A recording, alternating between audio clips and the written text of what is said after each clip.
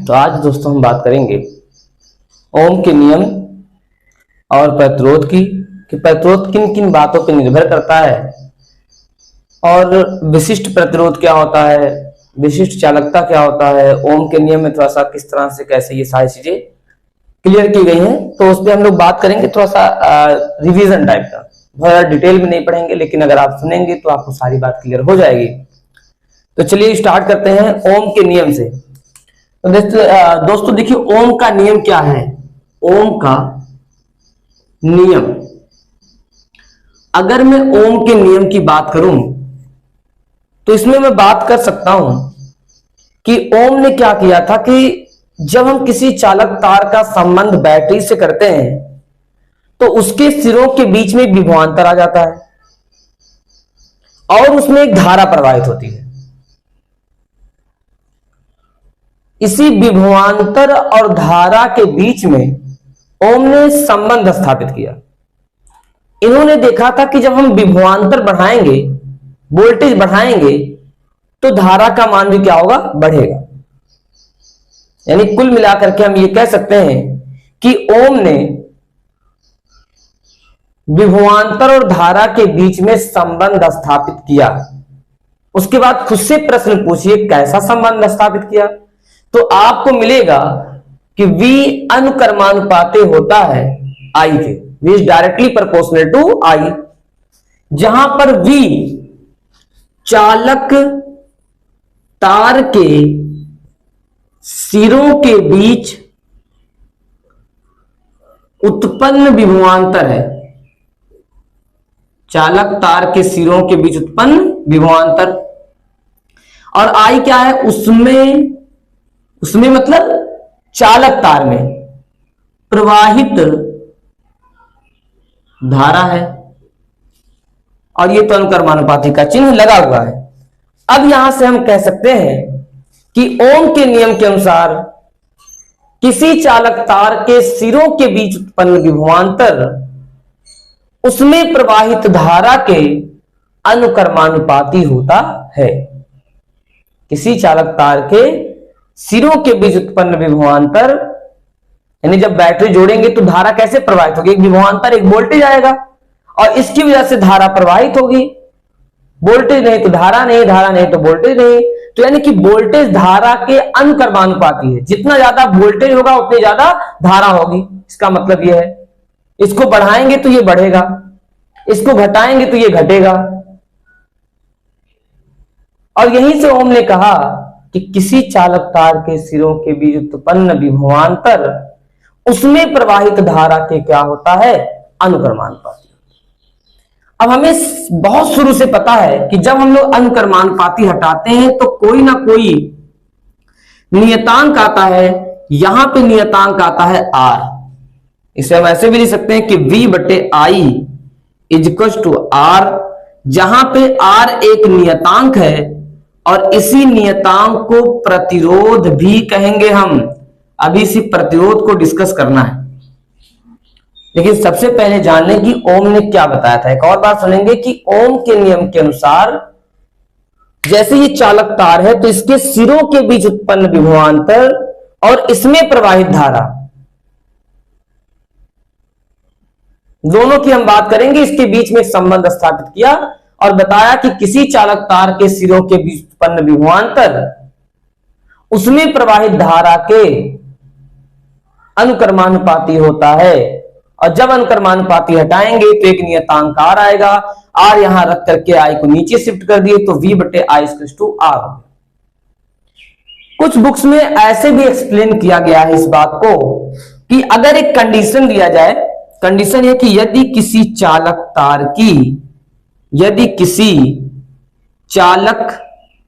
तार की भौतिक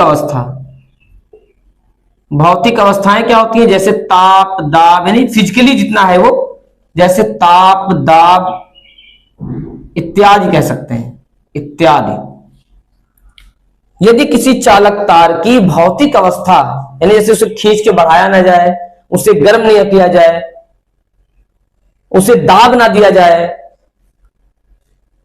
यानी उसकी भौतिक अवस्था में कोई परिवर्तन ना किया जाए, तो जब किसी चालक तार की भौतिक अवस्था में कोई परिवर्तन नहीं किया जाता है, यानी यदि किसी चालक तार की भौतिक अवस्थाएं जैसे ताप, दाब इत्यादि में कोई परिवर्तन ना किया जाए, कोई परिवर्तन ना किया जाए, तब होता क्या है? तब यहां से हम लोग बता सकते हैं कि V क्या है? चालक तार के सिरों के बीच उत्पन्न विभवांतर, और I क्या है? उसमें प्रवाहित धारा, और ये बीच के लाइन को अनुपात बोलते हैं।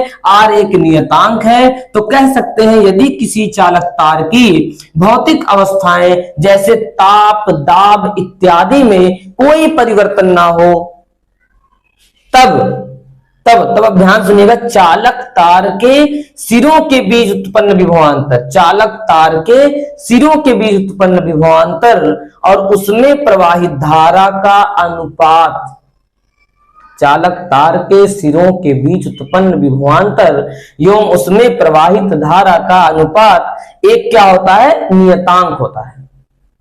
यानी यदि जैसे लंबाई ना बढ़ाएं, ताप ना बढ़ाएं, खींचे ना तार को, कुछ भी ना करें, तब उसके सिरों के बीच जो विभवांतर आता है उसमें प्रवाहित धारा, दोनों का अनुपात एक क्या होता है? नियतांक होता है। और यही जो नियतांक आता है दोस्तों, इसी का नाम जो है बाद में ओम ने बताया कि यही प्रतिरोध है।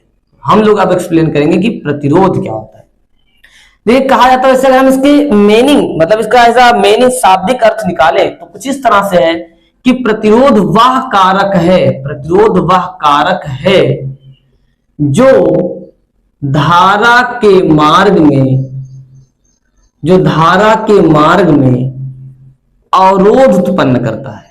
अवरोध मीन्स रुकावट, जो धारा के मार्ग में क्या करता है? अवरोध उत्पन्न करता है। मतलब प्रतिरोध वह कारक है जो धारा के मार्ग में अवरोध उत्पन्न करता है। सिंपल से, धारा प्रवाहित हो रहा है तो धारा को कुछ ना कुछ चीजें हर चालक तार में, चाहे वो कितना भी अच्छा हो, सभी कंडक्टिंग वायर्स में कुछ ना कुछ चीजें ऐसी जरूर होती हैं कि वो प्रवाहित धारा को रोकती हैं, और जो धारा को रोकता है उसी को प्रतिरोध कहते हैं। प्रतिरोध देखिए, विरोध करना, जैसे वो लिखा है तो वॉच ना, वाटर रेजिस्टेंट, मतलब ये वॉच जो है वो पानी के प्रवाह को रोकेगा, वाटर रेजिस्टेंट। ये इलेक्ट्रिक रेजिस्टेंस है, यानी कि इलेक्ट्रिसिटी को प्रवाहित होने से रोकेगा। तो प्रतिरोध वह कारक है जो धारा के मार्ग में अवरोध उत्पन्न करता है। लेकिन हम लोग यहां से देख रहे हैं कि प्रतिरोध R=V/I है। तो एक दूसरा डेफिनेशन भी यहां से दे सकते हैं कि V क्या है, I क्या है। अब बार बार मैं लिखूंगा नहीं, V को मैं यहां दिखा दे रहा हूं कि V चालक तार के सिरों के बीच उत्पन्न विभवांतर और उसमें प्रवाहित धारा के अनुपात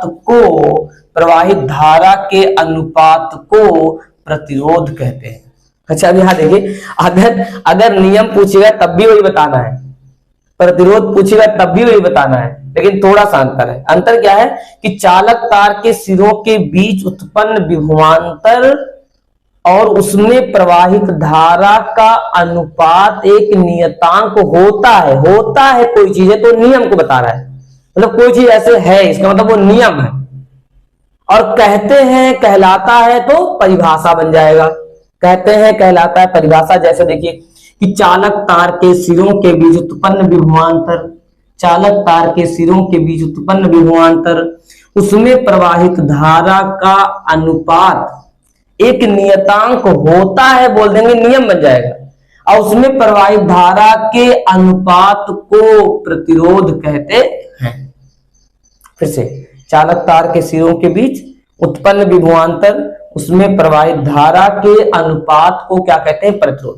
तो एक डेफिनेशन यहां से निकाल सकते हैं। आपको पता है कि V क्या है? चालक तार के सिरों के बीच उत्पन्न विभवांतर है। I क्या है? उसमें प्रवाहित धारा है। बीच वाली लाइन को अनुपात बोलते हैं। दोनों का हम लोग रेशियो लेंगे, प्रतिरोध बन जाएगा। कुल मिलाकर के ऐसे। बाकी प्रतिरोध को हम लोग ऐसे प्रदर्शित करते हैं R से। इसका मात्रक ओम होता है, मात्रक ओम होता है। इसे ग्रीक अक्षर इस तरह से लिखा जाता है, मात्रक ओम होता है। अब देखिए, प्रतिरोध के व्युत्क्रम को, इसके व्युत्क्रम को चालकता कहते हैं, वैद्युत चालकता।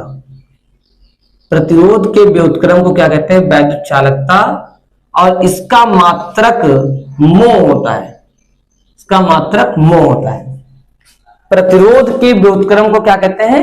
वैद्युत चालकता, यानी ये अगर मैं यहाँ वैद्युत प्रतिरोध लिखूं, यहाँ वैद्युत चालकता ये पूरा नाम है, लेकिन आप समझ सकते हैं कि वैद्युत धारा वाले चैप्टर की बात है तो सब वैद्युत के लिए हो रहा है। फिर से एक बार हमने क्या कहा कि वैद्युत प्रतिरोध के व्युत्क्रम को वैद्युत चालकता कहते हैं।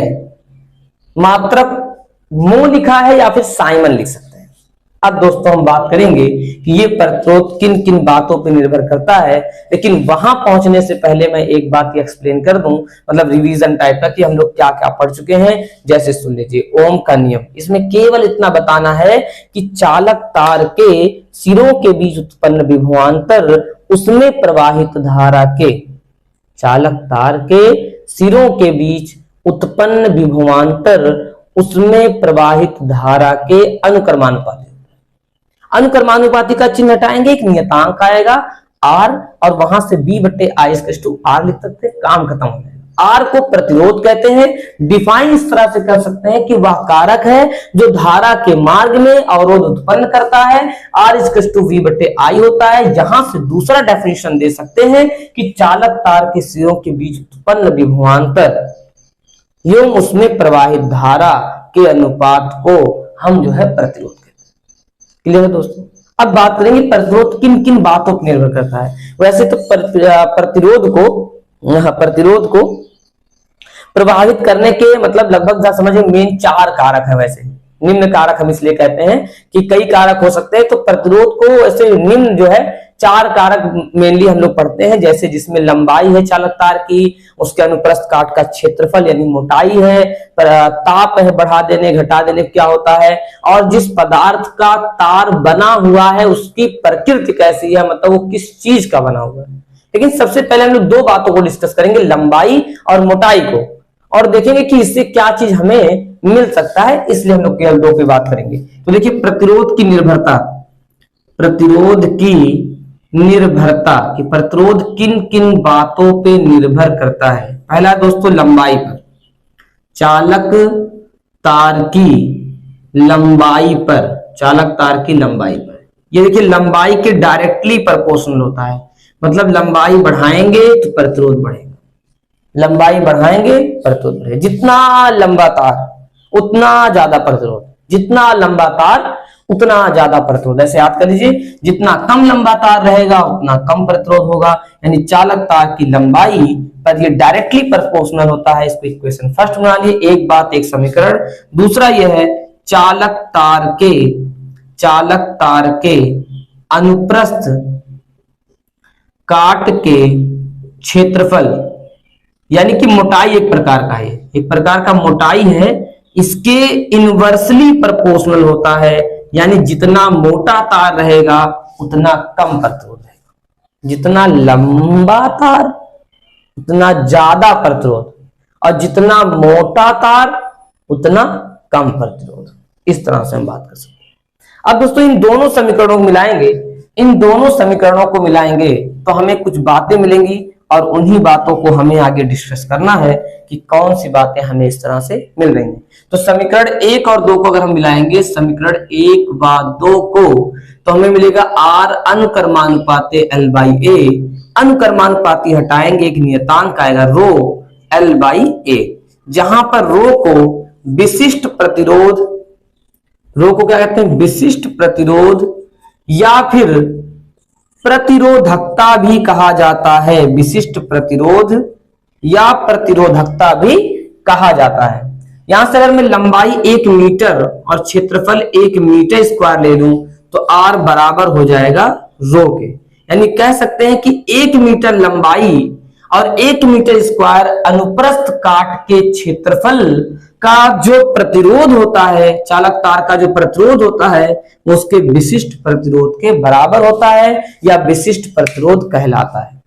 कैसे सुनेंगे, फिर से यहां देखिए, R is directly proportional to L, R is inversely proportional to A।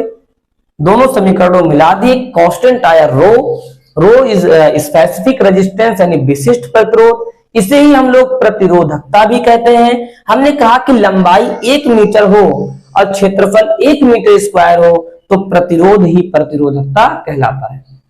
उस चालक तार का प्रतिरोध ही प्रतिरोधकता कहलाता है। लेकिन ये एक सुटेबल डेफिनेशन नहीं है कि प्रतिरोधकता के लिए हमने कंडीशन बता दिया कि हाँ 1 मीटर लंबाई का तार और 1 मीटर स्क्वायर मोटाई का जो है वो तार रहेगा, तब उसका प्रतिरोध प्रतिरोधकता कहलाएगा। जरूरी है कि हर जगह 1 मीटर लंबाई और 1 मीटर स्क्वायर का क्षेत्रफल हो, 2 मीटर लंबाई 2 मीटर स्क्वायर का क्षेत्रफल हो, ऐसा जरूरी नहीं है। इसका मतलब है जितना लंबाई उतना मोटाई, तो ये पॉसिबल नहीं है, ये संभव नहीं हो पाता है हर जगह पे। इसीलिए हम लोग इसका एक और डेफिनेशन निकालेंगे और वो डेफिनेशन है